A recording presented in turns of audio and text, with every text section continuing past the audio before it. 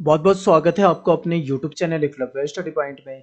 मेरा नाम है सत्येंद्र प्रताप और आज के इस वीडियो में हम बात करेंगे ईवीएस की। और ईवीएस में जो हमारी यूनिट 6 है, इसका हम देखेंगे पार्ट 2, वैश्विक पर्यावरण मुद्दे।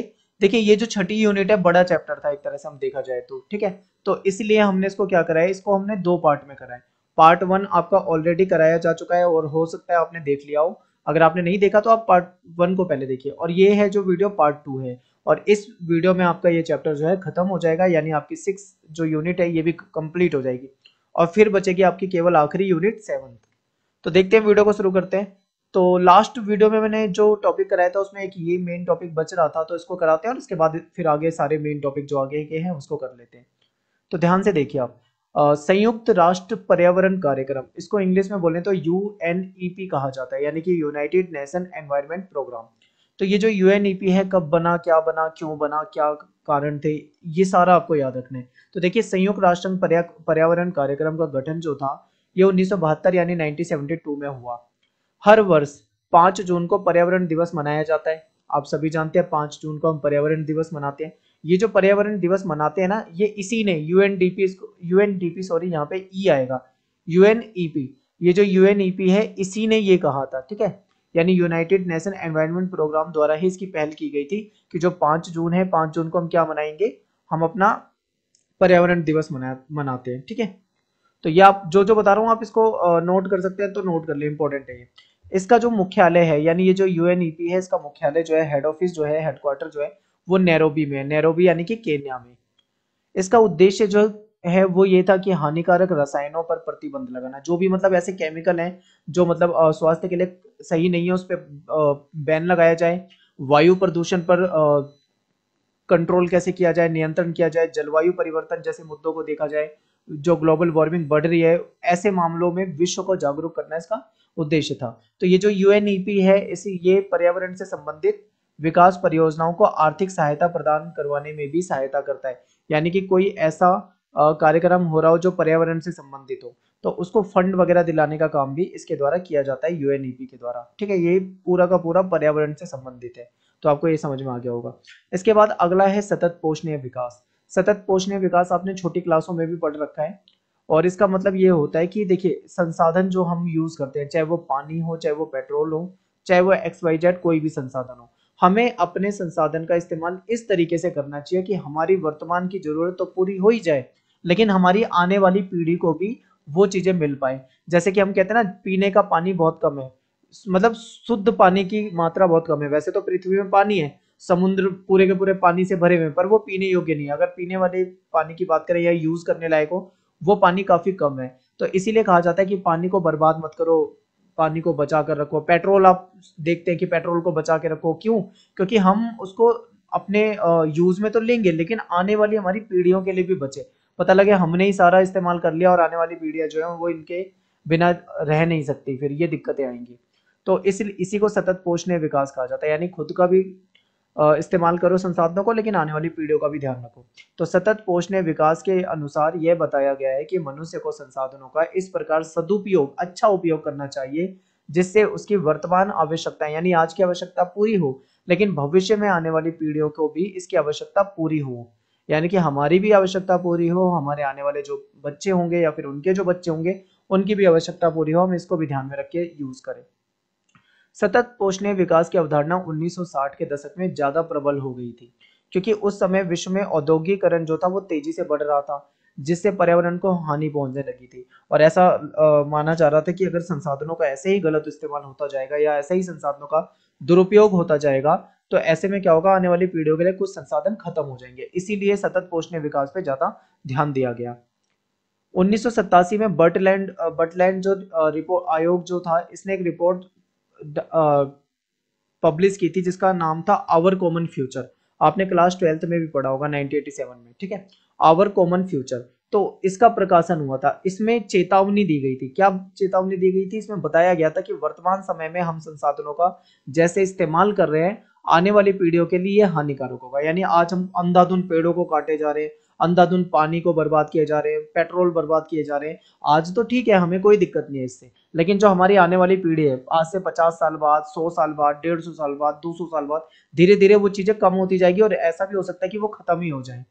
तो ये रिपोर्ट जो थी एक तरह से चेतावनी तो इस रिपोर्ट में पुरानी समस्या पर नए तरीके से विचार करने और वैश्विक सहयोग पर बल देने की बात की गई थी। ठीक है, बल दिया गया था, यानी कि जो हमारी पुरानी समस्याएं हैं उस पर नए तरीके से विचार करें कि कैसे मतलब हम संसाधनों का सही इस्तेमाल कर सकते हैं या कम इस्तेमाल कर सकते हैं।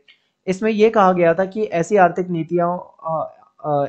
नीतियों में बदलाव लाने की आवश्यकता है जिससे पर्यावरण को नुकसान ना पहुंचे।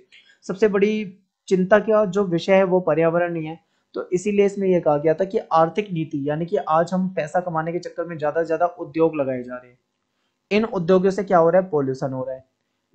आज हमें ये चीजें समझ में नहीं आ रही हैं, लेकिन आने वाले समय में ये चीजें समझ में आएंगी, आने वाली पीढ़ियों को समझ में आएगी कि कितना ज्यादा पोल्यूशन होने लगा है, ग्लोबल वार्मिंग का क्या असर पड़ रहा है। समझिए ना मेरी बात को। तो कहने का मतलब यही है कि हमारी जो आज की आर्थिक नीतियां हैं इसमें कुछ बदलाव लाने की जरूरत है, और आर्थिक नीतियां ऐसी हो जिससे पर्यावरण को नुकसान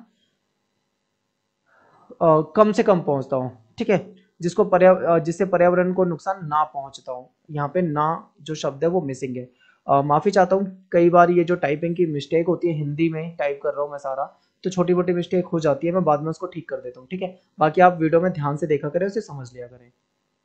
आगे है सतत विकास के लक्ष्य, कि क्या लक्ष्य है इसके। तो देखिए, संयुक्त राष्ट्र संघ यानी जो यूएनओ है, इसकी जो महासभा है यानी जनरल असेंबली है, उसमें 70वीं जो बैठक हुई थी, उस 70वीं बैठक में 17 महत्वपूर्ण लक्ष्य रखे गए थे। और कब के लिए, 2030 तक।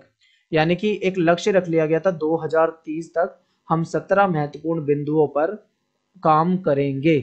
सतत विकास लक्ष्य विकसित और विकासशील देशों के लिए एक समान रखे गए। ये भी आपको सबसे अच्छा ये याद रखना है। एक तरफ तो वो कंट्री है जो डेवलप है, यानी जो विकसित है, एक तरफ वो कंट्री है जो डेवलपिंग है, यानी कि जो विकासशील है। तो दोनों के लिए एक ही लक्ष्य रखे गए, अलग अलग नहीं कि इनके लिए अलग इनके लिए अलग, दोनों के लिए सेम लक्ष्य रखे गए। तो वो 17 जो लक्ष्य हैं वो कौन से थे, अब आपको यहाँ पे देखने में समझ में आएगा। देखिए, ध्यान से देखिए, वो 17 पॉइंट मैं आपके सामने पढ़ूंगा, आपको समझना है। दुनिया के विभिन्न देशों के बीच असमानता को कम करना, एक तो ये लक्ष्य रखा गया कि जो विभिन्न देशों के बीच में असमानता है उसको हम कैसे कम कर सके। फिर क्या है, सतत औद्योगिकरण को बढ़ावा देना। औद्योगिकरण बढ़ावा देना है, पर उसको इस तरीके से बढ़ावा देना है कि आने वाली पीढ़ियों को ज्यादा समस्या ना हो। स्थायी खपत और उत्पादन को सुनिश्चित करना है हमें, और सुरक्षित मानव बस्तियों का निर्माण करना है, यानी कि ऐसी जगह का निर्माण करना है जहाँ पे मानव सुरक्षित होकर अपना जीवन जी सके। जलवायु परिवर्तन और उसके प्रभाव से निपटने के लिए कार्यवाही करना, ये भी लक्ष्य रखा गया था। स्थायी विकास के लिए महासागर तथा समुद्र संसाधनों का संरक्षण करना। ठीक है, आपको पता है कि आज के समय में केवल नदी का जल ही दूषित नहीं है, बल्कि सागरों का और महासागरों का जो जल है वो भी दूषित हो रहा है। तो अगर आप चाहते हो कि परमानेंट आपका विकास रहे, तो आपको हर चीज पे ध्यान देना जरूरी है। अगला है जंगल, भूमि तथा जैव विविधता के ह्रास को रोकने का प्रयास करना। जंगल, भूमि तथा जैव विविधता के ह्रास को रोकने का प्रयास करना। आगे देखिए, शांतिपूर्ण एवं समावेशी समितियों को बढ़ावा देना तथा न्याय सुनिश्चित करने के लिए उनको जवाबदेह बनाना।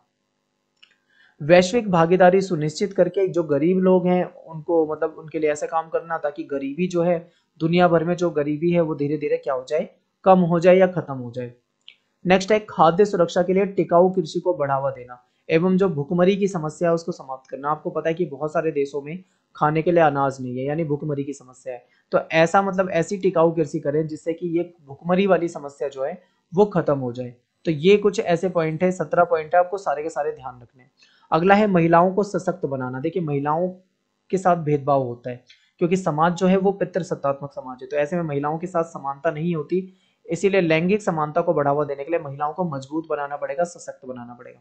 सभी आयु के लोगों के लिए स्वास्थ्य सुविधाएं उपलब्ध कराना, क्योंकि जो बूढ़े होते हैं उनको स्वास्थ्य की दिक्कतें ज्यादा होती हैं। तो सभी को मतलब चाहे कोई किसी भी एज का हो, सबके लिए स्वास्थ्य सुविधा उपलब्ध कराना, चिकित्सा, अस्पताल, ये सुविधा।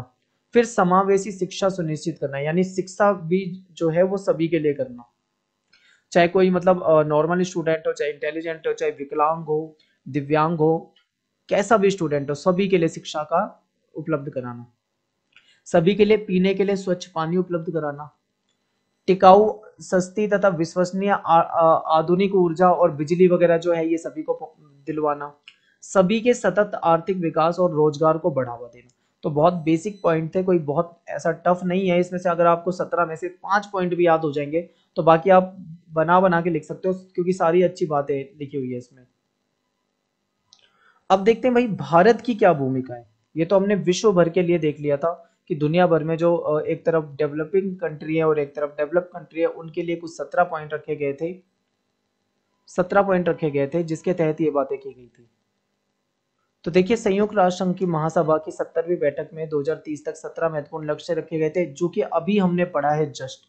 वो 17 पॉइंट आपको ध्यान रखते हैं। उसके बाद बात करते हैं आगे भारत की। सतत विकास लक्ष्य विकसित और विकासशील देशों के लिए एक समान रखे गए थे। तो भारत कौन सा देश है, अब आप समझिए। भारत जो है वो विकासशील देश है, यानी यही लक्ष्य जो हमारे लिए रखे गए हैं, यही लक्ष्य उन देशों के लिए भी रखे गए हैं जो डेवलप हो चुके हैं। फिर भारत का क्या है इसमें रोल। भारत हमेशा से ही सतत विकास के लक्ष्यों के प्रति जागरूक रहा है। भारत में जो नीति आयोग बनाया गया है, ये इन लक्ष्यों की पूर्ति का जिम्मा सौंपा गया है कि भाई नीति आयोग को ये लक्ष्य प्राप्त करने हैं। सतत विकास को बढ़ावा देने के लिए भारत में बहुत सारी नीतियां बनाई गई है, ताकि भारत में अपने लेवल पे भी उन विकास के लक्ष्यों को प्राप्त किया जाए। देखिए जैसे उसमें महिलाओं का सशक्तिकरण था, शिक्षा की बात थी, पानी की बात थी, भुखमरी गरीबी मिटाने की बात थी, ठीक है, और अस्पताल की बात थी, चिकित्सा की बात थी। अच्छे अच्छे पॉइंट थे सारे। तो भारत ने भी इन लक्ष्यों को प्राप्त करने के लिए काम किया है। भारत निरंतर शिक्षा, स्वास्थ्य, सफाई, महिला सशक्तिकरण जैसे पक्षों पर ध्यान केंद्रित रहा है भारत का हमेशा। भारत में जो गरीबी है वो बहुत बड़ी समस्या है, ठीक है। तो भारत में गरीबी निवारण के लिए कई कार्यक्रम चलाए गए, क्योंकि आपको पता है भारत एक कृषि प्रधान देश है और यहाँ पे एक बहुत बड़ी जनसंख्या है जो खेती पे निर्भर करती है, और बहुत सारे लोग यहाँ पे, बड़ी जनसंख्या होने के कारण बहुत सारे लोग यहाँ पे गरीब भी है।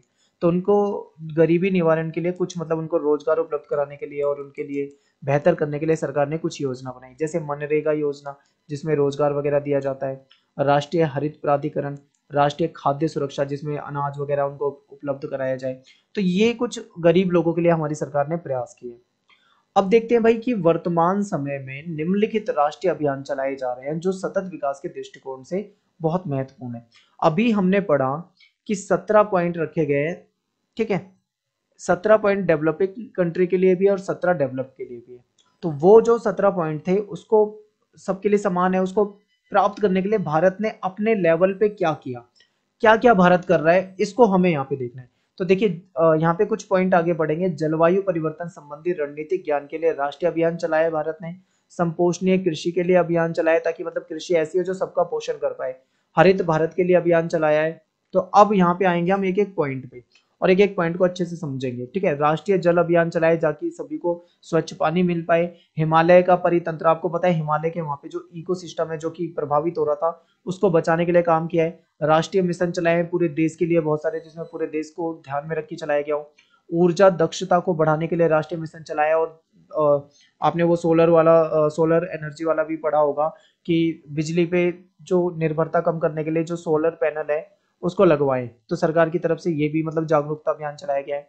सतत अधिवास यानी सबके लिए मतलब रहने के लिए मकान वगैरह, और राष्ट्रीय मिशन के तहत ये चीजें बताई गई हैं।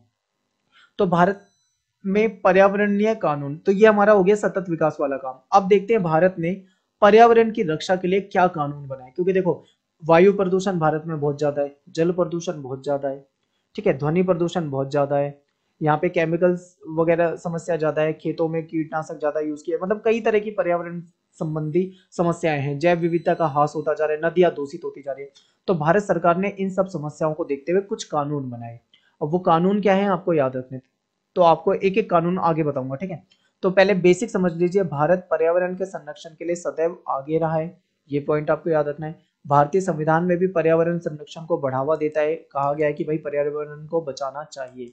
भारत में समय समय पर अपनी ऑटो फ्यूल पॉलिसी बदलकर पर्यावरण संरक्षण की सहायता की है। जैसे कि ऑटो फ्यूल पॉलिसी का मैं आपको एक एग्जांपल देता हूँ कि पेट्रोल और डीजल इनकी गाड़ियों को कम करके सीएनजी पे चलाने की बात चली है, ठीक है, इसको यूज भी किया गया। तो आपको एक ही एग्जांपल दे दिया, यही आपके लिए काफी है।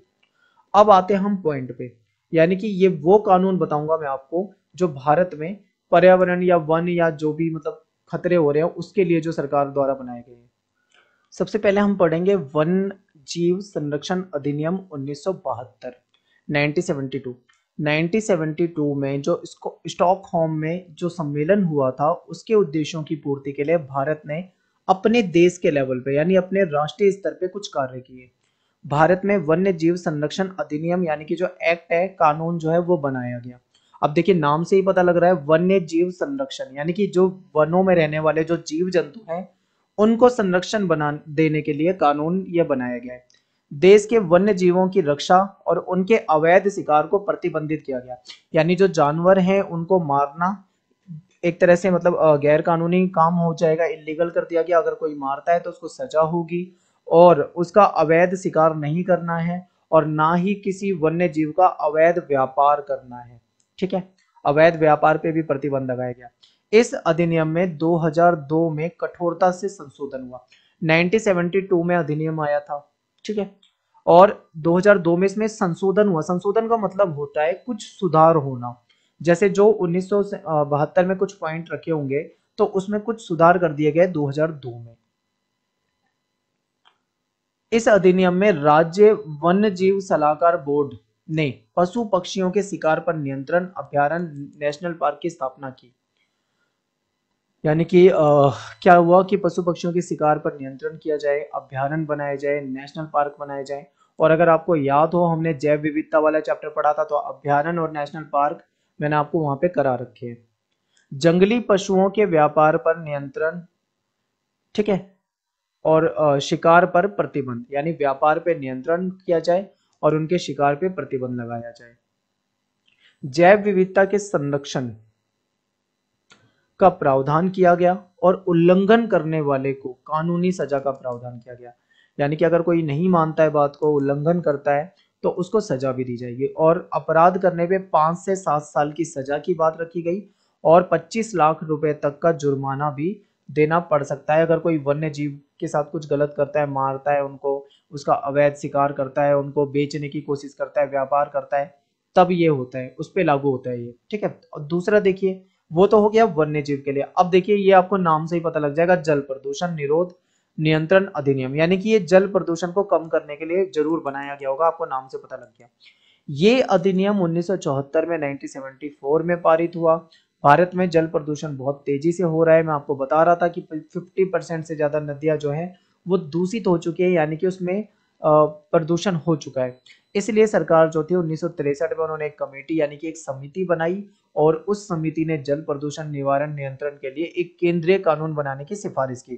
क्योंकि उस समिति ने क्या करा, जांच की, जांच करके पता लगा कि भाई पोल्यूशन जो है जल बहुत ज्यादा हो गया है। ठीक है, और ये जो हमारी नदियां हैं वो दूषित हो गई, तो इन्होंने एक सिफारिश कर दी कि एक मतलब कानून बनाया जाए इसके लिए। तो इसी के तहत ये अधिनियम आया। इस कानून ने एक केंद्रीय प्रदूषण नियंत्रण बोर्ड और राज्यों में नियंत्रण बोर्ड की स्थापना की। यानी देखिए क्या है यहाँ पे समझिए, एक तो है केंद्र के लेवल का प्रदूषण बोर्ड जो पूरे देश को देखने वाला है, और अपने अपने राज्यों में भी अलग अलग प्रदूषण बोर्ड भी है। ठीक है, ये मेन जो है पूरे देश को देखेगा और राज्य वाले केवल राज्य को देखेंगे। बिल्कुल सरकार जैसे होती है वैसा ही सिस्टम है। इस अधिनियम के तहत फैक्ट्रियों से निकलने वाला कचरा, आपको पता है फैक्ट्रियों से केमिकल निकलता है, उसको नदियों में बहा देते हैं। ठीक है, यानी कि केमिकल युक्त विषैला कचरा जो कि मतलब जहरीला होता है वो नदियों में प्रवाहित करा जाता है और उसको प्रवाहित करने पर रोक लगाई गई। प्रदूषण नियंत्रण बोर्ड को यह अधिकार भी दिया गया, अगर कोई प्रदूषण फैलाता है, कोई नहीं मानता है तो उसके खिलाफ कार्रवाई की जाए, उसको सजा हो सकती है, जुर्माना दिया जा सकता है, उससे लिया जा सकता है। ठीक है, तो ये हो गया। अब तीसरा देखिए, देखो हमने जल वाला देख लिया, हमने जानवरों का देख लिया, अब वन संरक्षण की बात कर लेते हैं। भारत में वनों का विनाश बहुत तीव्र गति से हो रहा है और सबसे पहले इसके लिए 1952 में ही पॉलिसी आ गई थी, बट वो उतनी मजबूत नहीं थी, उतना ज्यादा कारगर नहीं थी। लेकिन 1952 से 1980 तक की बात करें तो बहुत भयंकर वनों की कटाई हुई। तो लेकिन वनों की कटाव जो था उससे नहीं रुका था 1952 वाली पॉलिसी से। तो इसके बाद 1980 में वन संरक्षण अधिनियम बनाया गया और वर्ष 1988 में इसमें दोबारा से संशोधन किया गया। और इसका उद्देश्य क्या था, जो पेड़ पौधे काटे जा रहे हैं उनको रोकना, कम करना। तो इस अधिनियम के तहत मुख्यतः वन विनाश को रोकने के लिए प्रावधान रखे गए, क्योंकि वनों के कटाव से पर्यावरण का जो पारितंत्र है, जो इकोसिस्टम है वो बिगड़ जाता है, उसको नुकसान पहुंचता है। वन नहीं रहेंगे तो जानवर कहाँ रहेंगे, ठीक है, जीव जंतु, इकोसिस्टम पूरा बिगड़ जाएगा। इसलिए पारितंत्र को बनाए रखने के लिए विशेष ध्यान दिया गया। यदि कोई व्यक्ति इन नियमों का उल्लंघन करता है, मान लीजिए कोई व्यक्ति है वो नहीं मानता, ज्यादा समझदार बनता है, तो ऐसे में उसको सजा का प्रावधान भी किया गया है। अब बात करेंगे वायु प्रदूषण। जल प्रदूषण की बात कर चुके हैं, वन की बात कर चुके हैं, वन्य जीव की बात कर चुके हैं। अब वायु प्रदूषण के लिए देखते हैं क्या कानून बना है। वायु प्रदूषण नियंत्रण अधिनियम। भारत देश में औद्योगिकरण जो है वो तेजी से हुआ है, क्योंकि भारत एक विकासशील देश है और विकासशील देश वो होते हैं जिसमें तेजी से उद्योग वगैरह लगाए जाते हैं और डेवलप धीरे धीरे वो होने लग जाता है देश। बढ़ते उद्योगों के कारण पोल्यूशन भी बढ़ा है, क्योंकि आपको पता है भारत की जनसंख्या बहुत ज्यादा है। वायु प्रदूषण की समस्या को देखते हुए सरकार ने एक अधिनियम पारित किया। इस अधिनियम के अनुसार जो मोटर गाड़ियां होती है, जो कार वगैरह जो गाड़ियां चलती है एवं जो कारखानों से जो धुआं निकलता है, उसके स्तर को निर्धारित करने के लिए लक्ष्य रखा गया कि भाई उसको एक लेवल तक ही रखा जाएगा। केंद्रीय प्रदूषण नियंत्रण बोर्ड को ही वायु प्रदूषण अधिनियम लागू करने का अधिकार दे दिया गया। इस अधिनियम के अनुसार केंद्र और राज्य सरकार दोनों वायु प्रदूषण से होने वाले प्रभावों का सामना करने के लिए शक्ति दे दी गई है। ठीक है, केंद्र की सरकार और राज्य की सरकार वो अपने हिसाब से निपट सकती है, वायु प्रदूषण को कम करने के लिए पॉलिसी ला सकती है या सजा दे सकती है, कुछ भी कर सकती है, जो भी है। आगे देखिए, पर्यावरण संरक्षण अधिनियम 1986। आपको भोपाल गैस कांड याद है? लास्ट वीडियो में आपको बताया था कितनी भयंकर तबाही हुई थी। तो भोपाल गैस कांड के बाद ये आया था पर्यावरण संरक्षण अधिनियम। इसके तहत केंद्र सरकार पर्यावरण प्रदूषण को रोकने के लिए विभिन्न नियम और अधिनियम बना सकती है। यदि कोई अगर इसका उल्लंघन करे, सरकार की बात को ना माने, तो उसको भारी दंड दे सकती है। इस अधिनियम का उद्देश्य पर्यावरण में सुधार और संरक्षण करना है। इसके अनुसार वे कारण या खतरे हैं जिससे पारिस्थितिकी को नुकसान पहुंचता है, यानी कि ऐसे कारण और ऐसे खतरे जिससे कि इकोसिस्टम को नुकसान पहुंच रहा है, यानी हमारे इकोसिस्टम को नुकसान पहुंच रहा है, जिस कारण से उस कारण को ही खत्म करो, जो खतरा है उस खतरे को ही खत्म करो। ये वाली बात यहाँ पे की गई थी, रखी गई थी। अब आगे है आपका लास्ट है अनुसूचित जनजाति तथा परंपरागत वन निवासी अधिनियम। अनुसूचित जनजाति कौन होते हैं? ST, schedule tribe. और जिनको जंगल में रहते हैं इसको इसीलिए इनको वन में रहते हैं, इनको वनवासी भी कहते हैं, इनको मूल निवासी भी कहते हैं और इनको आदिवासी भी कहते हैं। भारत में अलग अलग नामों से जाना जाता है। तो ये जो लोग हैं ये जंगलों में रहते हैं, जंगलों की जो चीजें मिलती है उससे इसे जड़ी बूटी बेचते हैं और अपनी रोजी रोटी चलाते हैं। तो वनों में रहने वाले अनुसूचित जनजाति के लोग, जिन्हें वनवासी भी कहा जाता है, यह अधिनियम इन लोगों को जंगलों पर इनका अधिकार देता है, क्योंकि ये सदियों से जंगल में रहते आए हैं, जंगलों की पूजा करते हैं, पेड़ पौधों को कटने से बचाते हैं, जंगलों पर ये निर्भर है। तो इसीलिए इनको अधिकार दिए गए हैं कि जंगल को ये सुरक्षित रख सकते हैं अपने तरीके से। तो वन अधिकार अधिनियम 2006 केंद्र सरकार द्वारा उठाया गया एक मजबूत कदम है।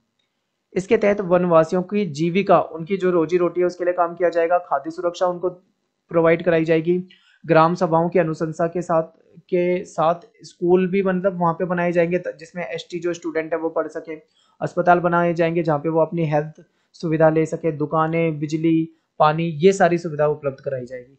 ठीक है, किसको? जो वनवासी है।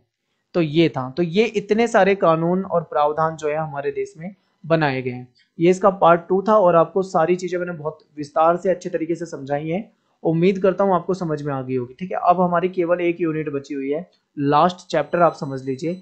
वो भी हमारा अगर जल्दी खत्म हो जाता है तो आपका टॉपिक या आपका जो ईवीएस है ये खत्म हो जाएगा। अब लास्ट मेरा एक क्वेश्चन है आपसे कि आप ईवीएस अगर पढ़ते हो तो आप कैसे पढ़ते हो? आपको एसएल की बुक मिली हुई है या आपने पीडीएफ डाउनलोड कर रखी है या आपने कोई राइटर की बुक ले रखी है? अगर राइटर की बुक ले रखी है तो कौन सी बुक ले रखी है, या फिर आप कैसे पढ़ते हो ईवीएस? आप मुझे थोड़ा बताओ इसके बारे में।